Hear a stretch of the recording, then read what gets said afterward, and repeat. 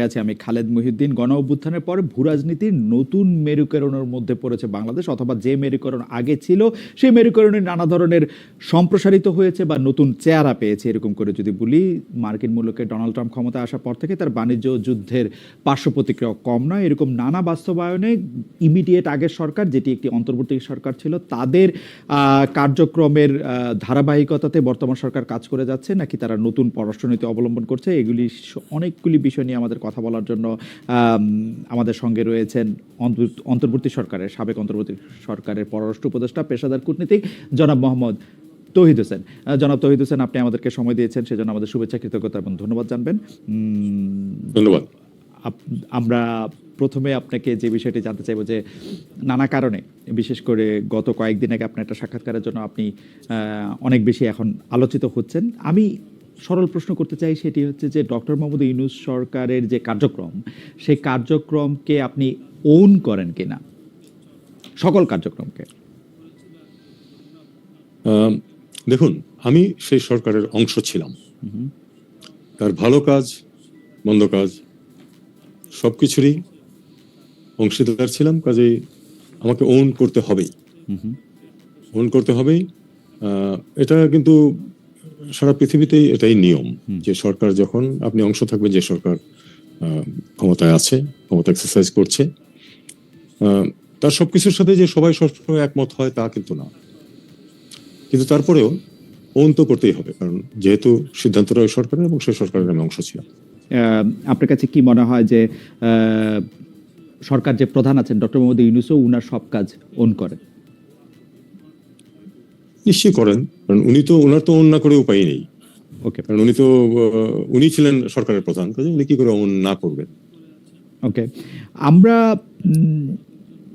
দেখছি যে একটু পুরনো কথায় ফিরে আসি, যে বিএনপি সরকারের বর্তমান যিনি প্রিন্সিপাল সেক্রেটারি আছেন জনাব আব্দুল সাত্তার, তিনি বলেছিলেন যে এই সরকারের কমপক্ষে 8জন উপদেষ্টা, 8ই বলেছিলেন বোধহয় সংখ্যাটা, 8জন উপদেষ্টার বিরুদ্ধে যে দুর্নীতির অভিযোগ তার কাছে গোয়েন্দা মারফত তিনি জানেন। পরে আবার তিনি আর এটা নিয়ে কোনো উচ্চবাচ্য করেন নাই। আপনাদের ক্যাবিনেটে কখনো এই বিষয়টি নিয়ে আলোচনা হয়েছিল যে কারা সেই 8জন? ইন্টারেস্টিং ভাবে তারা কোনো নাম বলেন নাই।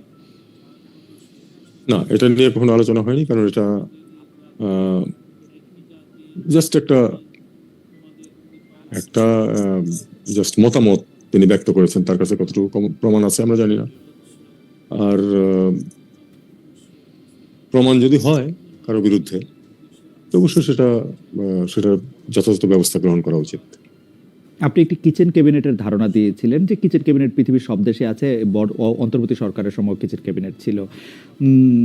ইন্টারেস্টিং ব্যাপার যে কিচেন ক্যাবিনেট হোক আর যেখানেই হোক, ডক্টর মোহাম্মদ ইউনূস যেখানে সকল সিদ্ধান্ত নিয়েছেন, সেই সিদ্ধান্তের ক্ষেত্রে আমরা যদি মার্কিন যুক্তরাষ্ট্রের সঙ্গে বাণিজ্য চুক্তিটি সামনে আনি, যেটিকে বাণিজ্য চুক্তি বলা হলো, আমি এটিকে নিরাপত্তা চুক্তি বলতে চাই।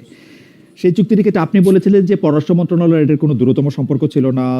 ফরিদা আক্তার বলেছেন যে যে সময় চুক্তিটি হয়েছিল সে সময় তিনি এটির বিরোধিতা করেছিলেন। জনাব মাহফুজ আলম, জনাব আসিফ মোহাম্মদ সজীব ভুঁইয়া, জনাব আসিফ নজরুল, আপনাদের কেউই এই বিষয়টি ওন করতে চান নাই। মানে আপনি হয়তো ওন করেছেন, আপনি কিন্তু কারা করেছে বা কাদের জন্য হয়েছে বা কারা এটির কুশলীপ ছিল সেটা ব্যাপারে আমরা কিছু জানি না। আপনি কি একটু আমাদের আলোকপাত করবেন? এটা কি ডক্টর মোহাম্মদ ইউনূস করেছে সেটা আমরা বুঝলাম, আর বাকি এটার মধ্যে কারা ছিলেন বা এই সিদ্ধান্তের ক্ষেত্রে বা এই গুরুত্বপূর্ণ সিদ্ধান্তের ক্ষেত্রে কারা থাকতেন, কারা এই কিচেন ক্যাবিনেট? দেখুন, এই বিষয়টি আমার পক্ষে জানা সম্ভব না, কারণ কিচেন ক্যাবিনেটে দেখুন, কিচেন ক্যাবিনেট নিয়ে অনর্থক, এটা নিয়ে আমি যে বলেছি, তারপরে এটা নিয়ে প্রচুর আলোচনা সমালোচনা ইত্যাদি হয়েছে।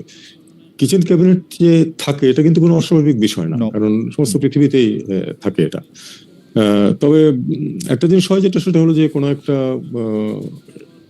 পার্টিকুলার ধরনের সিদ্ধান্ত হলে তখন বা কোনো মন্ত্রণালয়ের সংশ্লিষ্ট সিদ্ধান্ত হলে সেটা সেই মন্ত্রণালয়ের মতামত সেটাতে আসতে হবে, এমনকি যদি সেটা কিচেন ক্যাবিনেটের সিদ্ধান্ত হয়, স্বাভাবিক এটা। এখন এটা একটা বাণিজ্য চুক্তি হিসেবে এসছে এই চুক্তিটা, এবং একেবারেই সরকারের শেষ মুহূর্তেই বলা উচিত, কয়েকদিন আগে এটা সই হয়েছে।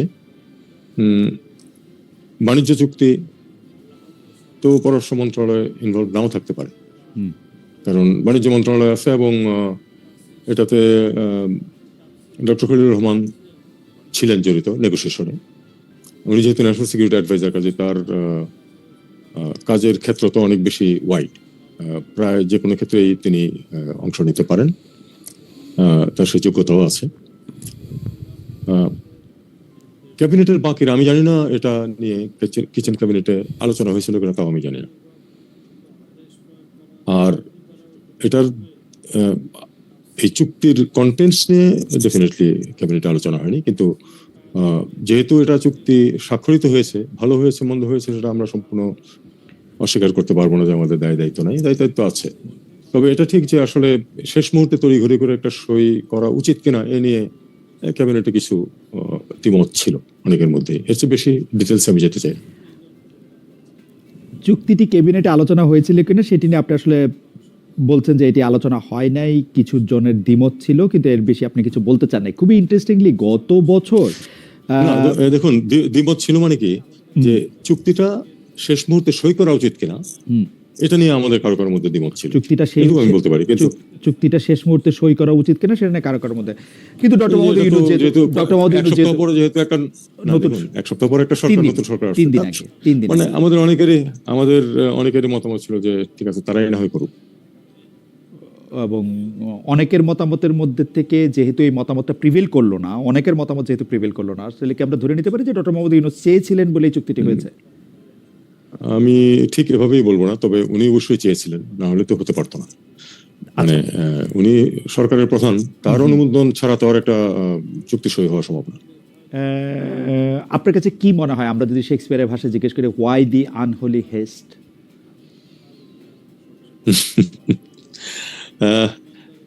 এসব বিষয়ে আমার মতামত আমি ব্যক্ত করব কমপক্ষে 1 বছর পরে।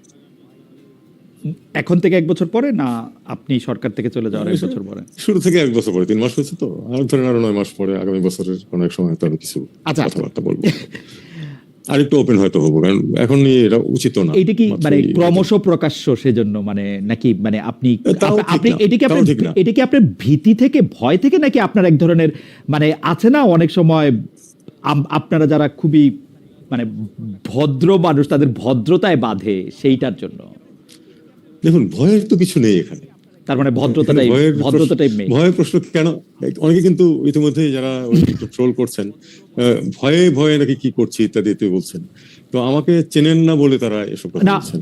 আমি আপনাকে চিনি বলে আমার কাছে মনে হচ্ছে বিষয়টা ভদ্রতা। এমনকি আমি যখন সরকারি চাকরি করছি তখন আমি ভয় করে চাকরি করি। এখন তো আমি স্বাধীন মানুষ, আমার ভয়ের তো কোনো কারণ নেই, বয়সও কম হয় নাই। না, আমারও ধারণা যে ব্যাপারটা ভয় না, আপনি বিষয়টা আপনার মানে রুচি এবং ডিসেন্সিতেই বাধে। আসলে আমার কাছেও এটা মনে হয়, এটা আপনার আমি সরকারি চাকরি থেকে অবসর নেওয়ার পরবর্তী 3 বছর কিছু লিখি নাই, কিছু বলি নাই। এবং এটা আমি প্রথমেই যখন আমাকে অনেকে অ্যাপ্রোচ করেছিলাম, আমি বলেছি যে 3 বছর গ্যাপ দিতে চাই আমি, কারণ আমি গতকাল পর্যন্ত সরকারি চাকরিতে ছিলাম। বিষয়টা অনেকটা এরকম আর কি। এটা যদিও সেরকম না, তারপরেও কিন্তু জনাব হোসেন, এই ডিসেন্সিটার কারণে আপনার কাছে কি মনে হয় যে বাংলাদেশের একটা ক্ষতি হতে পারে বা বাংলাদেশের স্বার্থ এট স্টেক? আমার মনে হয় না। আমার মনে হয় না এই কারণে যে নতুন সরকার যারা এসেছেন তারা মাত্র বসেছেন 3 মাস, তো আসলে খুব মোটেই দীর্ঘ সময় না। এটার ভালো মন্দ ওনারা দেখবেন, এবং আমি বিশ্বাস করি যে বাংলাদেশের স্বার্থ যেভাবে রক্ষিত হয় তারা সেভাবেই কাজ করবে। আপনার এটা মনে হচ্ছে বটে, কিন্তু আমি আপনাকে আমি বলবো যে এটা আমার একটা সৌভাগ্য হয়েছিল যে আমি কিন্তু আপনাকে ইন্টারভিউ করেছিলাম। এক্সাক্ট ডেট যদি বলি, 2025-এর 29 সেপ্টেম্বর আপনি নিউ ইয়র্কে এসেছিলেন। জাতিসংঘের যে সাধারণ সভা হয় সেটাকে কেন্দ্র করে অনেকগুলি সাইডলাইনে অনেকগুলি বৈঠক থাকে এবং অনেকগুলি কাজ ছিল। এর কিছু আমরা জানি, কিছু আপনি তখনও বলেন নাই, এখনো আমাদেরকে বলেন নাই, মানে ওরকম একটা অবস্থায়। সেই সময় কিন্তু আমি আপনাকে ক্যাটেগরিক্যালি জানতে চাইছিলাম যে এই যে ডোনাল্ড ট্রাম্পের ইম্পোজ করা অতিরিক্ত বাণিজ্য শুল্ক, তার সাথে চলমান বাণিজ্য চুক্তির আলোচনা নিয়ে জানতে চেয়েছিলাম। আপনি কিন্তু আপনার জায়গা থেকে এক ধরনের পজিটিভ অবস্থান সে সময় আমাদেরকে বলেছিলেন। আপনি তখন আমাদের বলেন নাই যে এর সাথে আপনার মন্ত্রণালয়ে কোনো সম্পৃক্ততা নেই, কারণ আমার মনে আছে যে আমি আপনার কাছে এই কথা জানতে চেয়েছিলাম। কিন্তু এখন আমরা দেখছি যে আপনি বলছেন যে যমুনা টিভিকে এক সাক্ষাৎকারে যে পররাষ্ট্র উপদেষ্টা বা পররাষ্ট্র মন্ত্রণালয় এতে সামান্যতম যুক্ত ছিল না। আহ, আমি আমি আমি জানতে চাই যে আমি পরে আবার আপনাকে দেখলাম যে আপনি একথাও বলেছেন যে আপনি ছেড়ে দিয়ে দিতে চেয়েছিলেন এই চেয়ারটি, 3বারের মতো আপনি এটি করতেও চান নাই।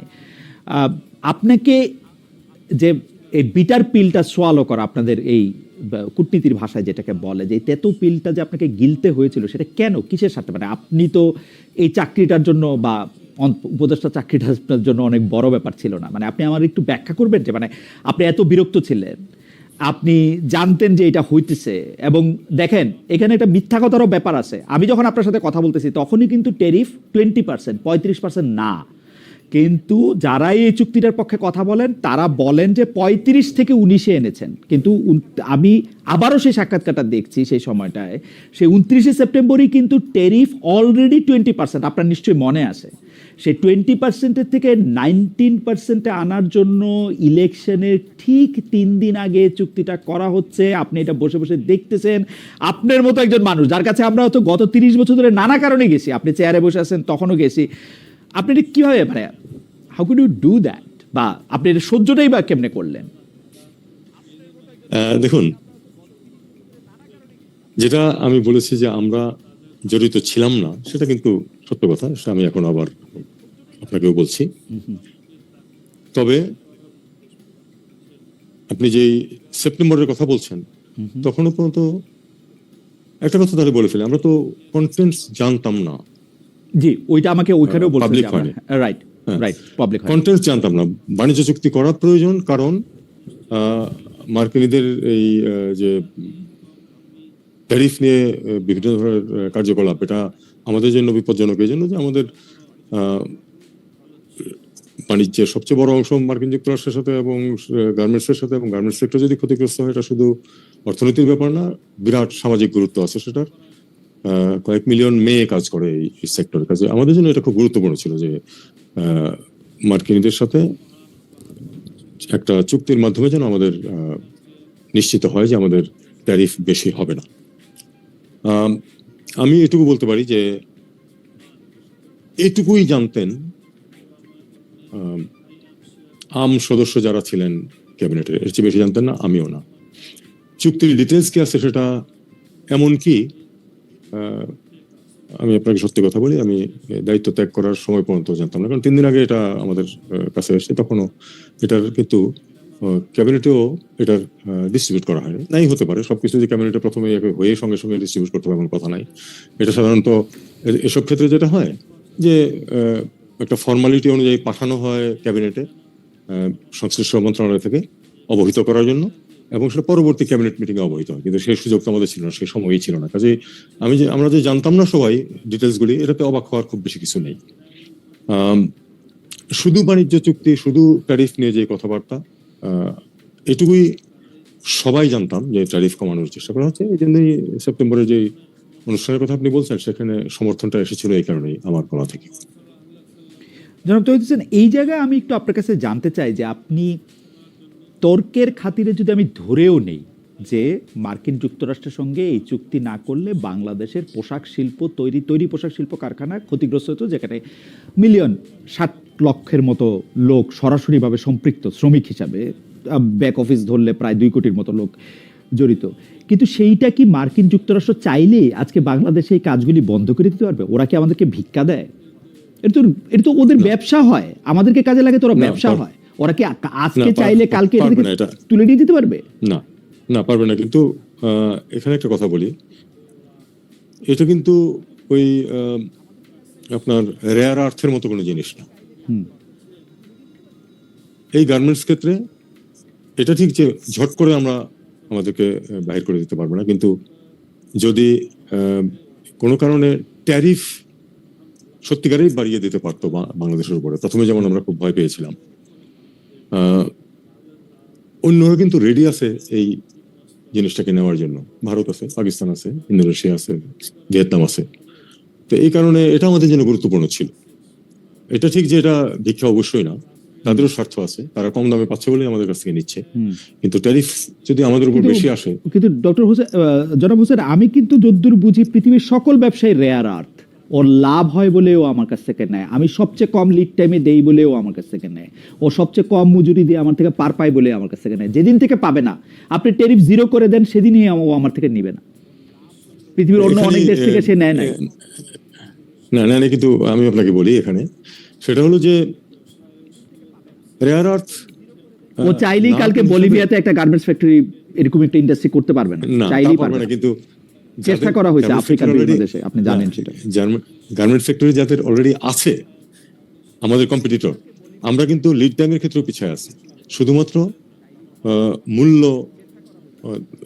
মূল্যের ক্ষেত্রে আমরা অবস্থান ভালো বলে কিন্তু আমরা ব্যবসাটা করে খেতে পারছি। লিড টাইম কিন্তু বেশিরভাগ ক্ষেত্রে আমাদের বেশি, এবং যখনই এই মূল্যের যে মার্জিনটা এটা যদি ইরোড করে যায়, তখন কিন্তু আমাদের অসুবিধা হবে। আমরা মূল্য মার্জিন, যাই হোক, আমার কাছে মনে হয় যে বিজনেস দুই পক্ষের মধ্যে হয়। ও আমাকে দান করতেছে না, কিন্তু ও যখন আমার সাথে চুক্তি করবে, সেই চুক্তিটা এমন করবে যেটা বাণিজ্য চুক্তি থেকে নিরাপত্তা চুক্তিতে পরিণত হবে। আমার এটার মধ্যে সামরিক কি সিদ্ধান্ত আমরা নিব, কার থেকে কি কিনবো না কিনবো, সেটার মধ্যে এসে ঢুকবে, এবং সেটা আমরা জানতে পারবো না। এবং সেইটাই হচ্ছে আরেকটা সরকার করবে, যেটা হচ্ছে আরেকটা সরকার আসার 3 দিন আগে। প্রত্যেকটা বিষয়ই হচ্ছে একটার সাথে আরেকটা জড়িত।